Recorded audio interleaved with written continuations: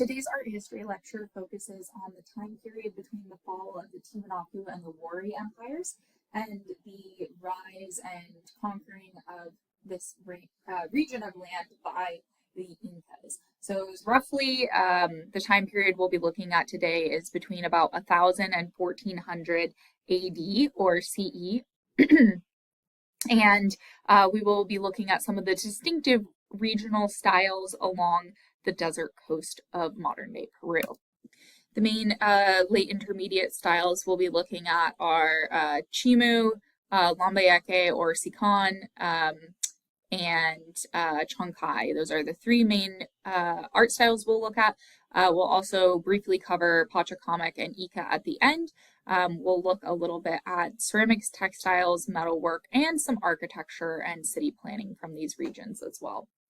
So we have distinctive regional styles across the desert coast, and by the end of the late intermediate period, the Chimu held sway over the north and north central coasts, subsuming the Lambayeque culture, which is also known as Sican. So most of the cultures we'll be looking at today are from the late intermediate period, although the Lambayeque or the Sican do overlap into the middle horizon a bit. We'll also look at the site of Pachacamac, the pilgrimage center that many different folks from these different cultures along the coast came to venerate. They came there to see an oracle and present gifts and sacrifices to this sacred city. Around 1460 to 1470, these cultures all fell to the Inca Empire. The Inca Empire we'll focus on in our next lecture. And the Inca hold power across vast amounts of land until they eventually fall to the Spanish Empire. So we do have a lot of general characteristics that are shared by the Lambayeque, the Chimu, and the Chancay cultures during this time. We do see a shared political emphasis on secular hierarchy. We see a huge accumulation and display of wealth. We'll be probably looking at some of the most amounts of gold discovered at some of the highest quality in the Andes in today's lecture. We'll also see an artistic focus on mass production, increased standardization, repetitive design mimicking textile patterns. We'll see this with the really widespread use of molds with the creation of ceramics. We'll see oceanic motifs, high crescent headdresses for elites, and royalty shared among these three different distinctive cultures. And again, many of these different cultures came to the independent site of Pachacamac, just south of present-day Lima, to give a lot of these works of fine art as offerings to the oracle and to the deity there. We do see a very grand scale of art objects and also palatial architecture during this time period. And again, quantity over quality often in the production of objects, again, especially in the use of molds in vessel production. One Lambayeque tomb had 200 metal beakers in it. So we really do see this conspicuous consumption and just elites accumulating and stashing really large amounts of elite valuable gold and spondylus shell and other materials in their palace storerooms. The three main cultures that we'll look at in today's lecture include the Chimu, which is shown in purple here on the map, Lambayeque, also called Sican, which is this dark rust color, and then Chancay is this blue color along the central coast. So this is an example of some of the conspicuous consumption that we've been talking about. So for example, in this litter, so this is something that you would carry a royal person on or an elite. You would have servants or other strong people carrying this so that the elite person or royal does not have to touch the ground. But this litter is an example of additive art. It requires cooperation with artists of many different media and manufacturing many different materials. It also speaks to the trade that was very important, which included tons of spondylus shells being imported from Ecuador to Lambayeque Valley, and also to the Chimú. So this Lambayeque litter is made out of wood, but it's also sheathed in gold and originally studded with feathers. This includes images of the Sican Lord, which is a motif we'll look at in this lecture, that stand inside the 6 portals or temples. And this litter may have been used to transport a ruler. This is from the late intermediate period. So we have a lot of multimedia, multifaceted works of art here for an elite consumption or audience. So in the wake of the Moche Empire's demise, the North Coast was one of the most fertile and creative areas of the Central Andes. Some Moche traditions were upheld, including sheet metal work, which we'll definitely see today, stirrup spout vessels, crescent headdresses. These are all things that we saw in Moche iconography and art, and we'll continue to see them in the North Coast cultures. This area was subject to conquest and change in the centuries before the Spanish invasion. So today we'll focus on the Chimu and Lambayeque in this region. So let's first talk about the Lambayeque culture. It's sometimes called the Sican. So if you're doing research on this culture, again, many times scholars will use these words interchangeably. So the Lambayeque culture was located on the north coast of Peru, and we call it Lambayeque because that's the name of one of the main valleys in this region. So a lot of times what you'll see in archaeology and art history is that scholars will just slap the name of a region that a culture developed in onto the culture itself because we don't necessarily know what they called themselves. So we have unfortunately lost a significant amount of knowledge about Lambayeque culture due to systematic looting and grave robbing, specifically even including bulldozing archaeological sites to look for and try to harvest as many valuables out of the ground as possible. These looted objects were smuggled out of Peru, and many of them find their way to private collections in museums in North America and Europe. This, of course, is a detriment to the understanding of the context in which these vessels were found in, and it really kind of strips the knowledge of this culture because we don't have the scientific context of where a lot of these vessels and really precious gold works are coming from. So the traditional founder of the Lambayeque dynasty was a individual named Nyanlap. And he, with an entourage of warriors, came from the south by sailing balsa boats or rafts, and they ended up colonizing the various valleys of this region, and in the legend was also appropriated by the Chimu civilization. They founded a city that is today identified as Huacachotuna, and the dynasty traditionally ruled for about 12 generations in this region. Some scholars will disagree on when the Lambayeque culture began, but it's estimated that it happened sometime in the 8th century CE, where it emerged from the shadows of the previously dominant Wari civilization. And rather than a unified empire, the Lambayeque rulers oversaw a loose network of cities that were linked via blood ties.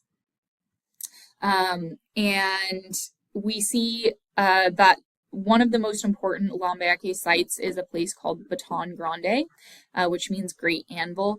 It's located in the La Leche Valley, and here a system of canals provided irrigation and 17 massive burial mounds were constructed, and the largest one is called Huaca Corte, which covers 250 square meters. These are pyramid-shaped mounds containing tombs.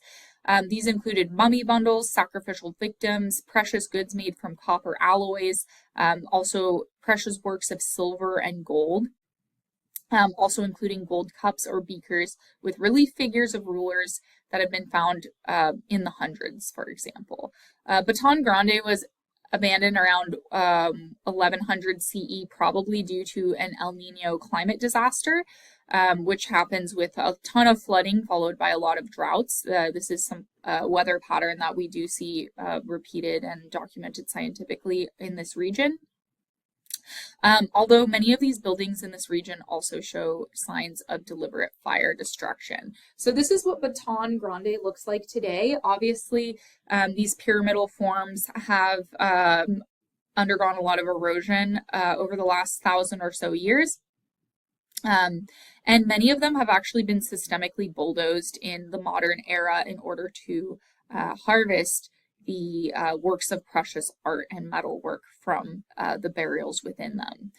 One Baton Grande grave contained over 220 pounds of copper alloy objects. One of the structures at Baton Grande, called Wacaloro, contained 2,000 square gold plaques originally sewn onto a ground cloth. So we did have a lot of very sumptuous burials for elites and or rulers in this region. Go on to Canvas. If you want to pause this, you can go onto Canvas and take a look at this brief video by Smart History. It discusses the provenance of these flipped upside down portrait head beakers and the systemic bulldozing that happened to harvest a lot of these from Baton Grande and other Lambayeque sites. So check that out on Canvas. And this is an example of one of the gold mask and headdress assemblages from the Lambayeque civilization of northern Peru. The face above this main face represents a bat. This is from Tomb 1 of the Wacaloro burial mound of Baton Grande. It's from the late intermediate period, about 900 to 1375 CE. So here we can see on the bottom we have the main face. It has this iconic eyes that look like tipped over commas. This is sometimes referred to as the Lord of Sican, or the Sican great deity. And when we look a little bit more closely here, we can see that this is another great example of metal sheetwork, which is a tradition and a technology passed down from the earlier Moche culture. We also see that the artists are really playing with the three-dimensionality and movement in this piece. If you look closely, you can see these tiny gold discs that are suspended so that they would create a lot of movement. We see that also with the bat's tongue and with some of the jewelry and nose pieces hanging off of the main masked face itself. So we see integration of different precious materials into this great assemblage that has a lot of kinetic movement to it. Here's another example of a Lambayeque funerary mask. This may recall some of the metalwork from the great tombs at Sipan that we looked at in one of our last lectures. Here we see, again, the hammered sheet metal, sideways commas typical of the Sican deity or the Sican lord, and these little plaques that hang off kind of like sequins would on, high fashion, fun clothing of today. This one is made from gold, silver, copper overlays, and then the red is cinnabar. A lot of times when we see things that are this deep red color, they're using cinnabar. Unfortunately, cinnabar does contain lead, so it's not super great to handle, but it did really create some beautiful works of art. The Lambayeque culture and the later Chimu culture, which ended up conquering them, we do see a shift and a tradition in these double-spouted stirruped vessels. This one is made from an imitation of pottery examples. This one's made of silver, and this one's from 900 to 1375 CE.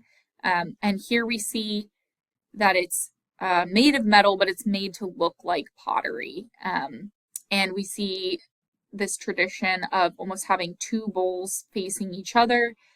We have a trend of including three-dimensional animals and other geometric motifs that stick up off of the surface. And here's another example. This one's a little bit more simple. It doesn't have quite as many three-dimensional objects. This one actually is a blackware double spout and bridge jar.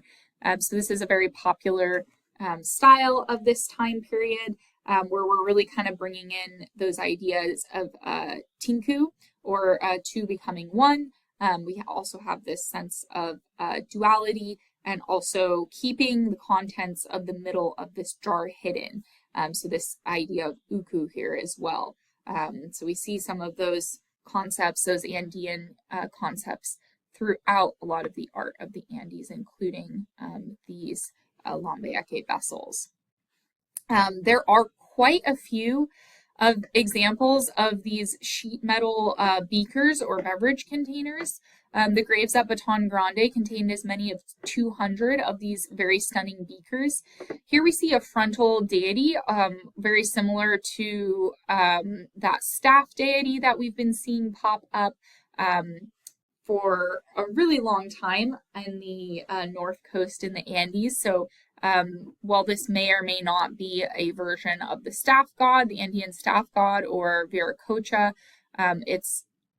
or it could perhaps be a representation of a ruler, but we do have these frontal figures that are hammered in. This one's made out of gold. It's about 6 inches tall, so they're not super large beakers, but they're kind of like the perfect size for a little beverage. This is an example of a Lambayeque blackware vessel. This one includes the Sican lord, so that same characteristic face that we saw on those gold masks, we see here with the sideways comma-shaped eyes, the frontal positioning of the body. And later, the Chimu pottery will take a lot of inspiration from Lambayeque, but we do see more intricately detailed surfaces on the Lambayeque examples. This one's from the Middle Horizon to the Late Intermediate period. Tumis are what we call these sacrificial knives, or these ceremonial knives that were used by the Lambayeque culture. So tumis composed of a half-moon blade attached to a shaft, and they were essential grave goods for later Peruvian cultures as well. This knife's silver blade was covered with sections of gold foil and topped by a representation of the Sican ancestor deity. This face is also sometimes interpreted as Nyamlop, the kind of legendary founder of the Lambayeque dynasty, so it's perhaps is his face that is represented here. And we have ritual significance, we have ritual sacrifice of humans and animals and cloth that we have evidence of happening with the Lambayeque culture. So vanquished warriors were oftentimes decapitated, and sometimes ordinary folks would also be killed to be interred with a member of the elite in the Lambayeque culture. Tumis were purely symbolic. These knives are not sharp enough to actually use as knife blades, but we do see a ritual significance, and we definitely see these style of knives very popular for grave goods in the Lambayeque culture. This one is made from gold, silver. It also includes turquoise, lapis lazuli, and spondylus, so some really precious materials all coming together to create this ceremonial knife blade. This is an example of a North Coast tapestry. This one likens this elite individual, this frontally shown individual that is wearing a crescent-shaped headdress. And we see that the birds are mirroring this individual by also wearing crescent-shaped headdresses. These human-bird analogies are very common in this time period, and they're very basic to shamanic religious experiences. So it's possible that there's a relationship here between perhaps this individual and the bird being a spiritual alter ego. There is a connection there with them both wearing the same hat and being shown in these very specific pairs. Again, we see this balance of opposing ideas We have the balance of light and dark, and we also have kind of a duality here of a terrestrial human with kind of claw-like hands, and then this bird of the sky. So again, it could be representing transforming and going into other realms of consciousness or spiritual realms. All right, so the most successful of the intermediate period regional organizations was the Kingdom of Chimor, also known as the Chimu culture. So following the decline of the Moche on the north coast of Peru, there arose two cultures in their place. One is the Lambayeque that we just looked at, also called Sican. They began around the year 750 in the northern part of the old Moche territory in the Lambayeque and La Leche river valleys. The other one is the Chimu, which we are looking at right now, which began to flourish around 950 CE in the Moche Valley, right around the Moche River.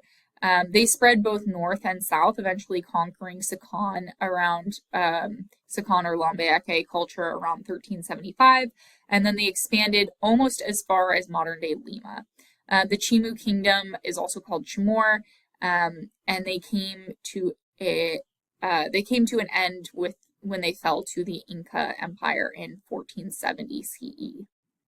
The capital of the Kingdom of Chimor was the city of Chancay, located in the Moche River Valley, very close to the coast, and a little closer to the coast than the Moche culture's center at the Huacas del Sol and Huaca de la Luna. So they're in kind of that same regional area as the center of the earlier Moche Empire. So Chancay was the capital city of the Chimu civilization. It flourished between the 12th and the 15th centuries CE. They conquered the Lambayeque or the Sican culture in around 1375 CE. And unfortunately, the Spanish melted down almost a half-ton of gold from a sheathed doorway at Chancay, so we know that they had quite a lot of gold here. Here we have a plan of Chancay at its height, showing the royal compounds that were administrative centers. So the initial prosperity of the Chimu was largely due to their agricultural skills. They built an extensive irrigation system using canals, again, up on the coast of Peru where we don't get a lot of rain. The control of water was very central to the centralization of power. And of course the power and wealth distribution in a society. So later their successful military campaigns and the policy of extracting tribute ensured that they became the most dominant regional power. At its height, Chancay covered some 20 square kilometers and had a population of up to around 40,000, making it the largest city in the Andes. The city became a hub of a vast trade and tribute network, with around 26,000 craftsmen and women residing there. They were oftentimes forcibly removed from conquered territories, especially the Lambayeque, who we just looked at, to mass produce high quality goods for domestic consumption and export. Raw materials traded and controlled by Chancay included gold, spondylus shell, tropical feathers, and foodstuffs. The city itself does not have a recognizable center. It spreads out in a series of blocks that are interspersed with stone-lined canals and punctuated with small artificial lakes and wells, which would have been a way to show off the power of controlling water, which in a desert is a huge status symbol. And the architecture at Chancay is characterized by buildings constructed using pre-prepared sections of poured mud or adobe. Most impressive are the large rectangular palace compounds called ciudadelas, which served multiple functions as royal residences, storage facilities, mausoleums, and administrative centers. There were a total of 10 royal palaces constructed over the centuries at Chancay. Many art historians and archaeologists think that it's possible that the Chimu system of royal inheritance made it so that each new king inherited the title but not the wealth of their predecessor, which is why we have a late ruler's family taking over the royal palace, well, the new king is required to build himself a new one, which explains why there's so many different palace complexes at Chancay. The system has the added benefit of ensuring a new ruler actively engaged in expanding the empire in order to fund financially that reign. So here is the plan of Chancay, a little model at the site itself. Here we can see some of those large pools for storing water, which would have been just a total status symbol for the people controlling that water. Anybody who has huge pools, beautiful pools in their palaces when they live in a desert is definitely flexing on anybody who's seeing those bodies of water, creating this cooling feature in their palace area, and also just speaking to their wealth and their control of natural resources that are necessary to produce life in the area. Alrighty, so here is what it looks like more or less today. Many of these areas are covered. And we can see some of the walls that divided this area up into different citadels or palaces that ended up creating their own autonomous units. The Ciudadela Rivero is one of the latest royal compounds at Chancay that was built at the time of greatest standardization. So take a look at these walls, these this building cell kind of complex. It looks very, I don't know, it looks almost like space modern to me, even though it's super old. So the main entrance to the north restricts access, and it has these labyrinth-like passageways that control human movement, which express the bureaucratic character of the late kingdom of Chimor. This is from the late intermediate period. So in the middle here we have a burial platform. These little cells down here are all storerooms. We have walk-in wells and audience halls here as well. Here are the ruins of the adobe walls in the Ciudadela Nican in Chancay. So the citadel was a royal household, an audience chamber, a storage facility during the life of the king, and then the citadel would become the tomb of the king upon his death. Each new king, as we talked about, probably had to build their own new citadel, as the old king was buried in their own. This meant that the new king would have to begin from square one. He would need to build his wealth and build his citadel, again, pushing them and motivating them to conquer and colonize larger and larger expanses of land across the north coast of modern-day Peru.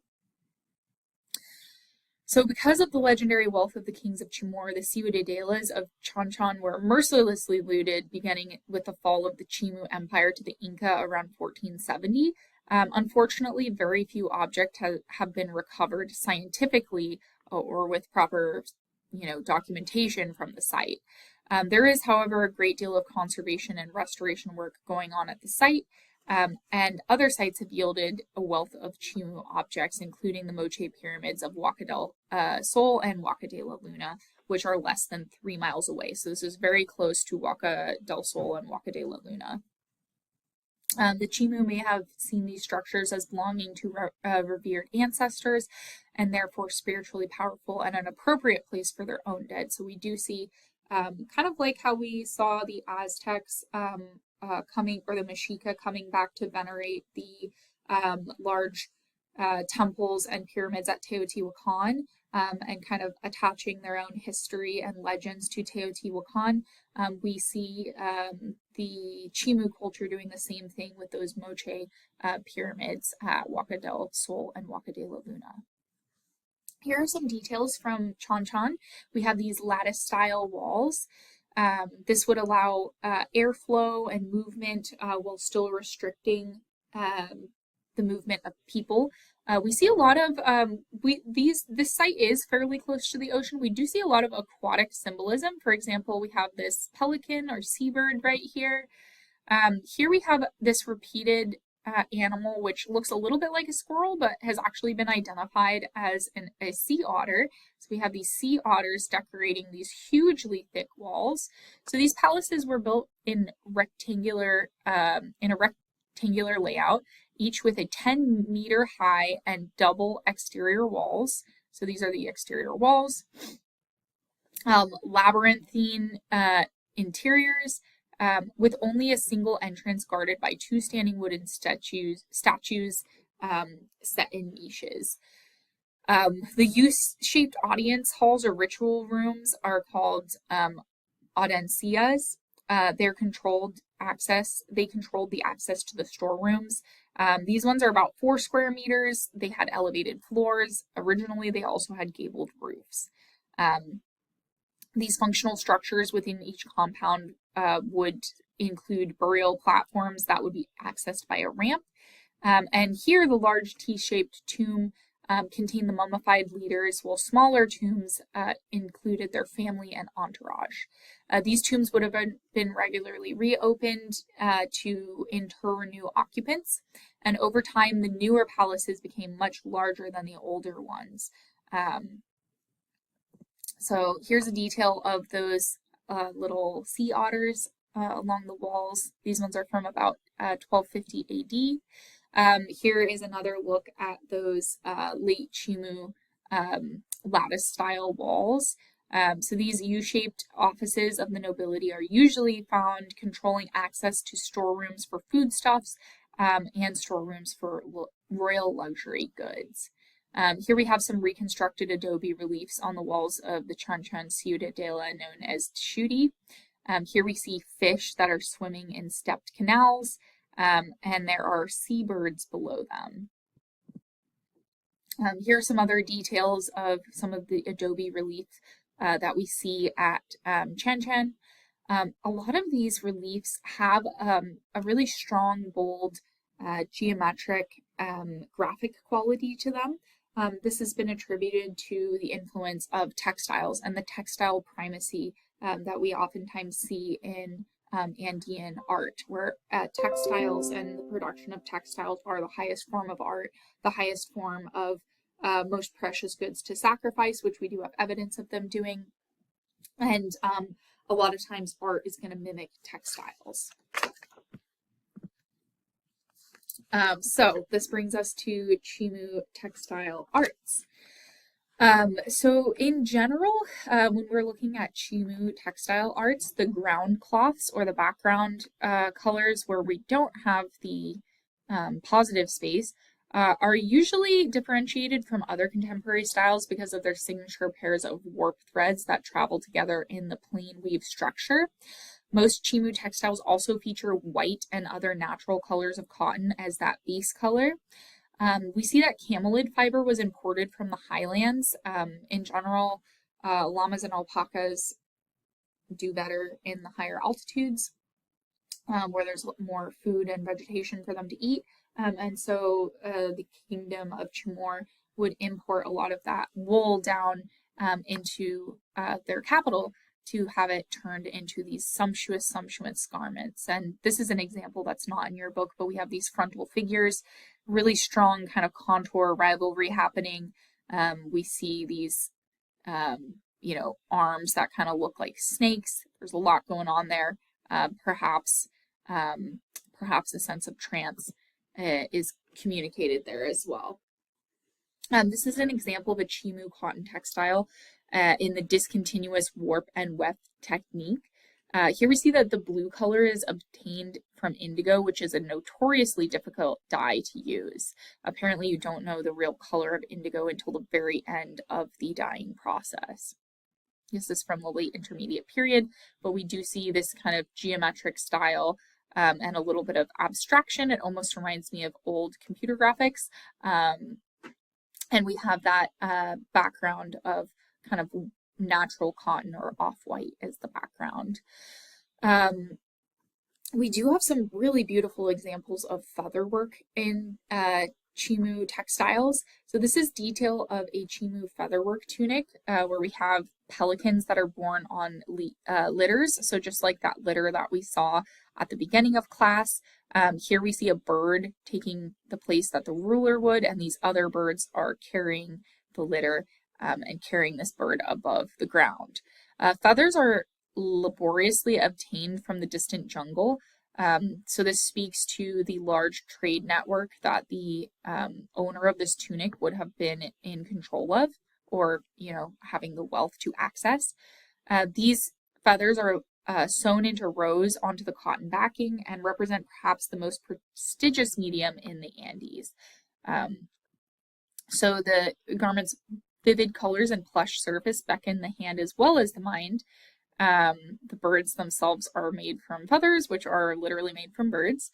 Here the artist cut and trimmed the individual feathers to heighten the outlines of pairs of these small blue birds with their beaks held horizontally as if at attention over here, shouldering the litter bearing a gigantic blue pelican. And this tunic, what we're looking at right now, the head holes in the middle, so you'd put it on like a poncho, and then a lot of these tunics, you'd either have a belt or they had ties on the side to close up, the sides. Of course, the arms would be open.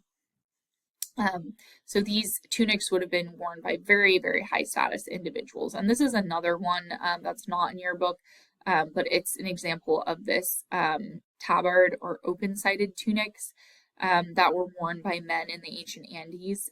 This example was made from feathers that were imported from the Amazon, and it features 4 winged creatures that look like some sort of human-bird hybrid, or perhaps shaman alter ego, something very transformational looking going on here.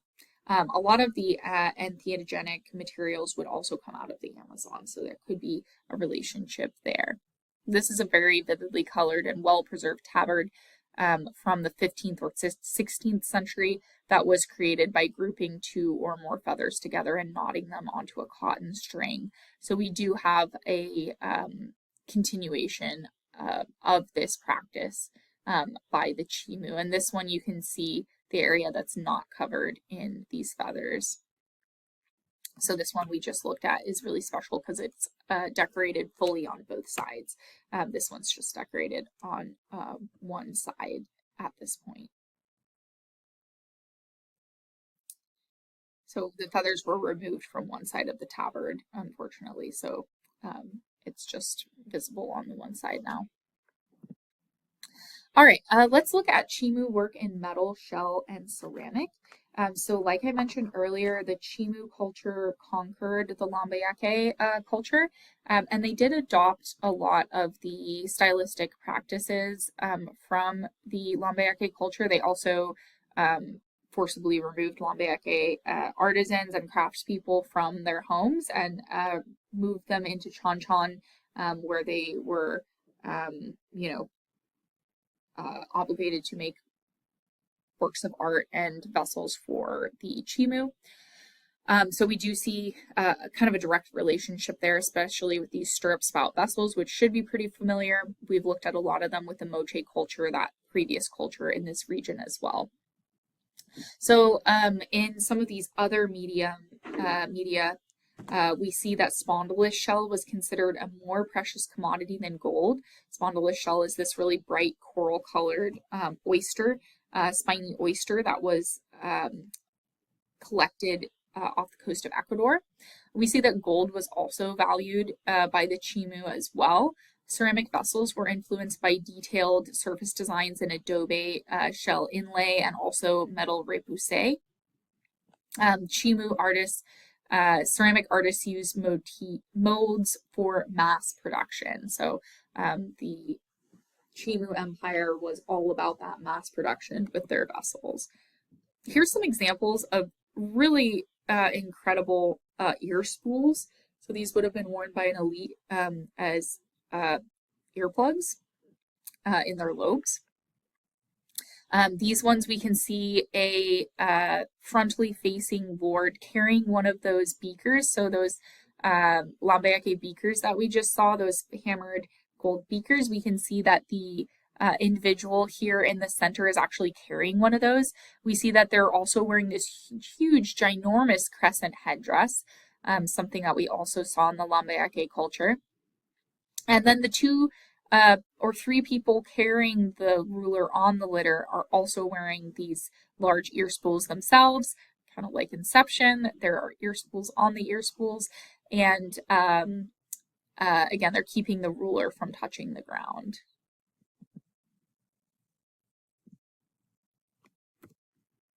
This particular ear spool tells us a little bit of a different story. Here we have a reed raft in the middle where we have men standing back to back leaning over. And if you look closely, you can see that these individuals are underneath the raft are diving down and pulling spondylus oyster shells from the bottom of the ocean, and then they are swimming up and handing the shells to the people collecting them on the rafts. So the chronicles state that a literal red carpet of ground oyster shell, was scattered before the ruler as he walked, which created a literal red carpet of very, very precious shells for the ruler to walk on, of course, when they weren't being carried on a litter by servants. A biannual so-called red tide occurred along the coast of Ecuador. And if you ate the oyster shells during this red tide, they contained a chemical that would cause visionary mental states or, visions. So there was also a spiritual connection between these spondylus shells and this idea of attaining a visionary state. Here is a beautiful example of a collar or a necklace piece made from spondylus shell beads. So spondylus are this beautiful, deep, corally, peachy color. And in 1572, the Spanish cosmographer Pedro Sarmiento de Gamboa noted that the Andean region of South America, home to the Inca Empire at the time, here the natives seemed to esteem a red seashell, which is probably spondylus, more than silver or gold. So this collar would have been worn suspended from the neck by cotton cords, and it features thousands of tiny reddish-orange spondylus shell beads that were, of course, cut and carved down to create this even texture.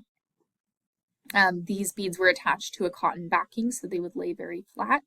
And we also see that the stepped edge includes this kind of geometric wave pattern, and there are also tasseled fringed movements. So we have quite a show of labor intensity and also very, very precious material, which according to the Spanish chronicler was considered at the time more precious than gold to the individuals living in this region. Here is a close-up of miscellaneous shell beads and perforated spondylus strips. So it's not, it definitely takes some effort to create these pieces of spondylus into regular shaped pieces for creating such a work of art. This is an image of a spondylus shell pendant with inlaid diamond motifs. So we even have shell inlay on a shell itself. The spines of this oyster shell were polished smooth, so they're not spiky anymore, and the two holes are drilled for suspension as jewelry. So this, we see that the people, the Chimu people, valued spondylus shell in its state, in its more natural state, in its altered state, and ground down and cut into small regular pieces as well. This is an example of a typical Chimu blackware vessel with a monkey applique at the spout juncture. A final revival of the stirrup spout form. These mold-made examples were created by the thousands. So I've seen museum collections that have very clearly, the same mold being used to create multiple different of these vessels. So that was one way for this culture to mass produce on kind of an insane level. This is another example of one where I've seen different museums having almost the exact same vessel that was probably mold made. This is a Chimu double-chambered whistling vessel of a personified spondylus shell. So we see the stepped scalloped pattern of a spondylus shell with this little anthropomorphized face on it. And these whistling pots and doubling of all kinds is a time-honored Andean artistic choice. So not only would this vessel contain water or another liquid, but it also could whistle. So that's pretty novel and pretty fun that it could do that. Again, we have ideas of harmony and balance, bringing two into one, that idea of tinku with this double-chambered vessel. This one, of course, only has a single spout, though, but we have ideas of duality and balance in this double-chambered whistling pot. This is an example of a Chimu bottle depicting a throne with figures. This one is made out of silver, so we see that influence of that hammered gold tradition from the Lambayeque culture and from the Lords of Sican before that. We see that in this Chimu bottle, which is a metal example of that stirrup spout vessel, but it is shaped in a throne. So we have this throne figure, two attendants, and then some beautiful surface design on the throne itself. All right, next let's look at the Chancay, who are located here in the central coast of modern-day Peru. So we call this culture Chancay because they are located, you guessed it, in the Chancay River Valley. It's approximately 80 kilometers north of the modern-day capital of Peru, Lima. They flourished here from about 1000 CE until their conquest by the Chimu, and then later the Inca in the 15th century. They were expert weavers. They created fine cloth as well as fiber sculptures, but they also created ceramic sculptures in a very distinctive style. We have examples of standing figures of both men and women that were painted in black and brown slip. Here is one example. This one's actually the first image in your book, Art of the Andes. So it's the very, very first image. It's like image one. It's here. So this is called the standing female figure, and it is a relatively large ceramic figure. It's over 18 inches tall. It's a Chancay example. It's created by probably by joining two slabs of clay together, as it's hollow in the middle, although it could have been used with molds, as mold making was very common during this time period. The surface of the figure is painted with a white slip that was then overpainted with black-brown slip designs. And we have this kind of abstracted body that's characterized by a very large kind of square head, very wide torso, and long, large legs with big feet that actually help hold this statue upright. It has very small arms that are relatively flat. They bend at the elbow with kind of paddle-like hands. The facial features are very small compared to how large the head is. We have oval eyes, a very triangular nose, and a very small mouth that is actually obscured by this decorative pattern over the lower half of the face that is probably an animal mouth painted over her actual mouth. Her face and head are painted with a number of patterns made up of lines with a consistent thickness. So the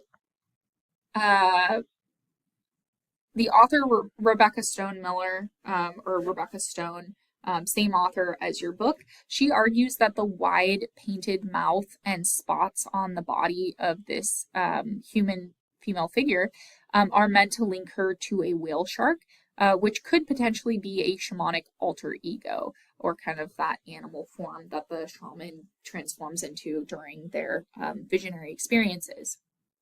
So we have this really wide mouth over her human mouth, and then these abstracted spotted designs and stripes are very similar to the spots and stripes that we see on whale sharks.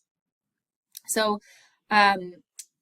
whale sharks are the largest living species of fish, with an average length of about 32 feet, weighing about 20,000 pounds. Their mouths can be up to 4.9 feet wide, so that's like if someone's 5 feet tall, that's like as wide as their wingspan probably. And they're filled with tiny teeth and filters for feeding on plankton and very small fish. They're very, very large, but they're not predators. And they've been pretty docile in general towards humans over the years. Female whale sharks also can produce large litters of pups. And oftentimes the female sharks are larger than the male sharks. So there could be a connection here with this potential female shaman and her alter ego being the biggest fish in the ocean, the biggest fish of that species also being female. So there's a potential connection there with going into the deep, you know, being able to understand a different dimension or kind of going down into an underworld here. The evidence on the surface of this body or of this sculpture shows that she was originally dressed in actual textiles. And so this paint over her torso probably represents body paint and not just her wearing a crop top. So she would have originally been wearing a garment, and this would have been more like body paint or a tattoo. Here's a close-up of that face so you can really see that the human mouth is separate from this really large painted on mouth. And we have this really delicate geometric patterns along the top of the head as well. We have these little perforations in the head, which may have included some sort of headdress or hair. This woman's body paint could mark her as a member of a clan or other lineage group associated with the whale shark. She could perhaps be claiming the whale shark as her ancestor. Either way, there does seem to be some strong connection here between this figure and the whale shark. Chancay textile arts are almost always executed in a virtuoso manner, so very labor intensive, very detail oriented manner. And so some of the features that we see of Chancay textile arts include gauzes and open work. We also see embroidery, painted plain weave, tapestry, and also three-dimensional textile sculptures. Here's a really beautiful fragment of a Chancay textile arts from the Peabody Museum of Archaeology and Ethnology, where we see this beautiful integration of representational bird forms, interlocking geometric wave forms, and a beautiful contrast of colors. This is an example of a Chancay loincloth and in tapestry method. In the central band, we see birds that are carrying fish in their beaks, and the flanking bands, we see a fret pattern that reveals really abstracted birds in a more shorthand form. Here's a detail of that. We see that they're all a little bit different, and then we have this interlocking abstracted bird form, which is something really cool that we see in the Andes, is just this really playful expression of abstracting ideas in a really creative way in textiles. This is a really unique example of a fiber sculpture. This kind of pillow that we have these two figures working over includes a miniature model of a loom. So it's one of the few examples in Andean art where we have a representation of people actively creating textiles. And in this case, it even appears to be a mother or just an older woman teaching a girl how to weave. So she's kind of passing on this knowledge to probably the next generation where this pupil is learning. And we can see the different representations of this particular type of loom. So you can look really closely and see what they're doing, and it's kind of cool. The sculpture itself is something that is woven, so we kind of have another little inception moment here. The woman's head is covered by this open work head cloth, and let's take a look at what open work looks like in the Chancay culture.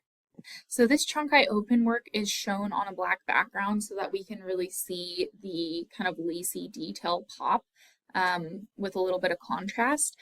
So this type of open work is almost like the texture of a doily or texture of lace, and this is very labor intensive to do to create that even negative space. So this Chancay openwork is a woman's headcloth that's similar to the one in the effigy of a weaver that we just looked at.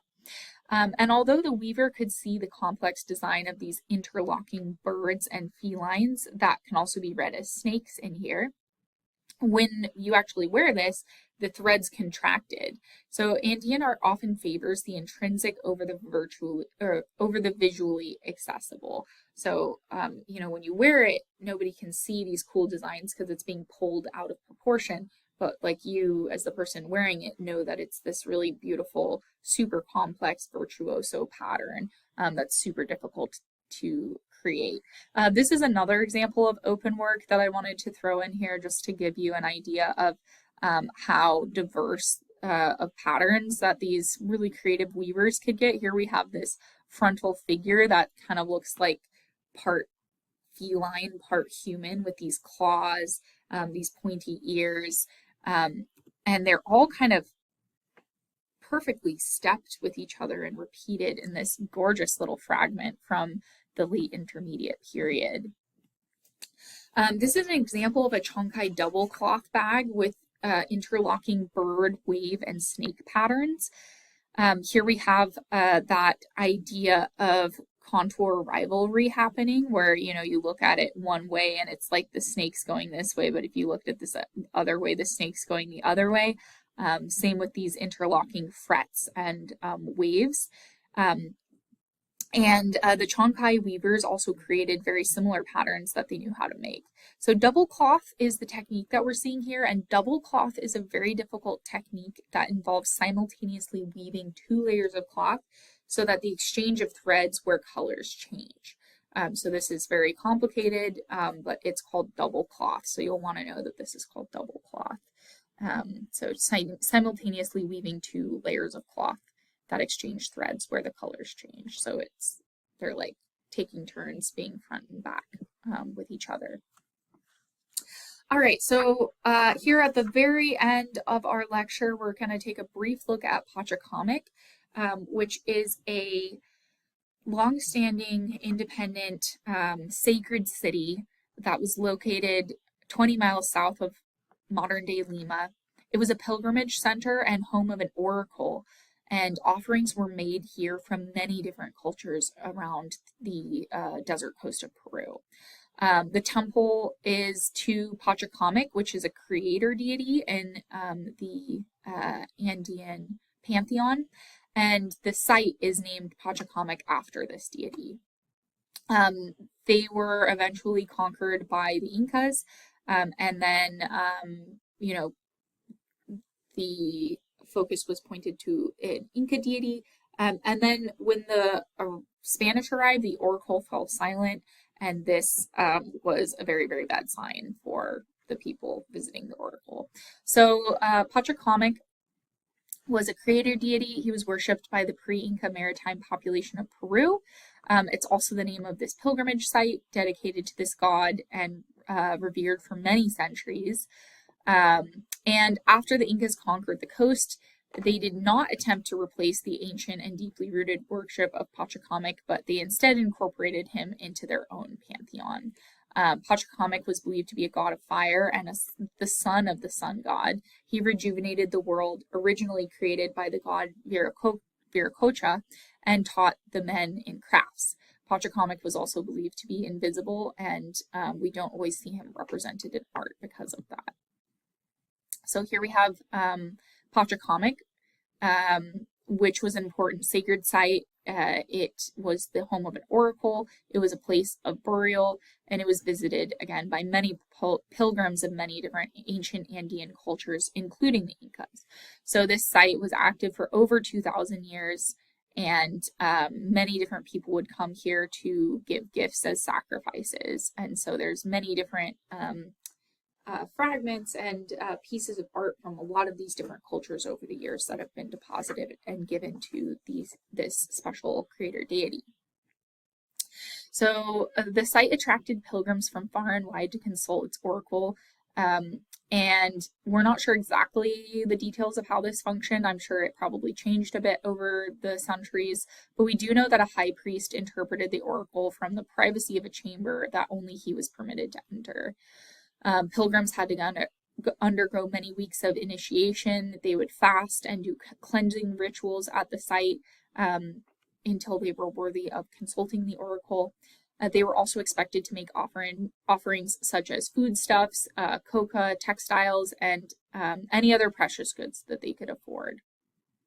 So the priests of Pachacamac established a network of subsidiary shrines throughout the region, which extracted tributes from local populations.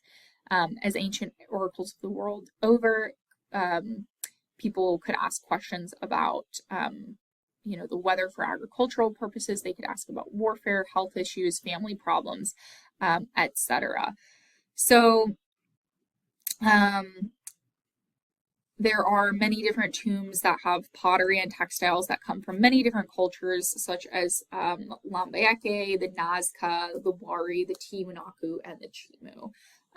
And so this is a very important place. Here we have a partially restricted so-called nunnery here at Pachacamac. And if you go visit Peru, again, it's only 20 miles south of Lima. And then the Inca is a style that's well beyond the reach of the Chimu in the southern valleys of Ica, Chincha, Coniente, and Mala. And they share a degree of stylistic unity. And so we see almost entirely geometric patterns in their textile. We see a prevalence of contour rivalry in this so-called Ica style, not to be confused with Inca, which came a little bit later and conquered. And they were the only major region type in the late intermediate period to create hand-built and uniformly painted pottery when everybody else was doing kind of mass-produced mold-style pottery. So here's an Inca style fragment where we see motifs that can be read in two different ways. We can see them as mirror images of birds. So like this is the bird's eye, its beak is going this way, this is its wing, and it's being mirrored over here. Or it can be read as a frontal human face with eyes and nose and mouth. So contour rivalry is, of course, that effect in which the same lines form distinct images, like that example I showed you guys of the classic, like, is it a bird head, is it like a duck's face, or is it a rabbit head and ears? So contour rivalry, we really see a lot of different iterations of it in Andean art from different times in the late intermediate period. And the end of this period comes with the arrival of the Inca Empire in between around 1460 and 1470.